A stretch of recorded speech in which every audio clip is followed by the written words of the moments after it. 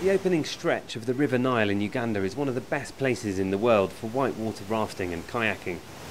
Falling in's all part of the fun, and the tourism brings in much needed foreign currency and creates jobs. Forward again. JUMA KALIKWANI's worked with rafting companies since he was a teenager, but not for much longer, he says. Easy. The government's building a dam called Isimba that will flood these rapids. Isimba Dam will affect me personally because this is my job, rafting on the Nile. So when the dam comes, the rapids will be gone. Its reservoir will submerge 4 of the falls. The rafting companies say that means they'll have to close. The rafting is great fun, but that's not the only reason. Campaigners say that the tourism isn't the only reason the waterfalls are important.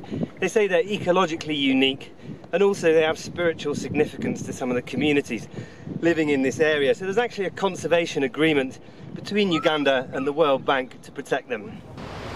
And that's because the bank already funded another dam further upstream. It was finished 3 years ago. Several rapids disappeared under its reservoir, so the agreement was meant to protect the stretch of river below. But Uganda's demand for electricity is growing, and there's money to be made from selling it to neighbouring countries too. The government says the new dam needs to be the largest of 3 possible sizes proposed. The other options may not be viable. We would end up delivering electricity to the people which they cannot buy, because it would be too expensive for them. And so construction started by a Chinese company funded by China's government. The World Bank declined to be interviewed. A spokesperson wrote the government has promised the bank it will complete an assessment of the dam's impact and that it would not take any action that would affect the conservation area without the bank's agreement.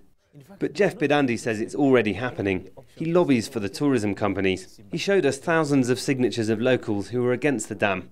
He says they're being ignored and it could be because of corruption, something the government denies. The contractors, the government who employ, always pay each other commission in one way or the other. There is a lot of business as a result of this Isimba Dam. It's possible the new dam will help the economy more than the tourism, but campaigners say its impact hasn't been properly assessed. And they say their calls for a smaller dam that would generate power and preserve the rapids are being ignored. Malcolm Webb, Al Jazeera, on the River Nile in Uganda.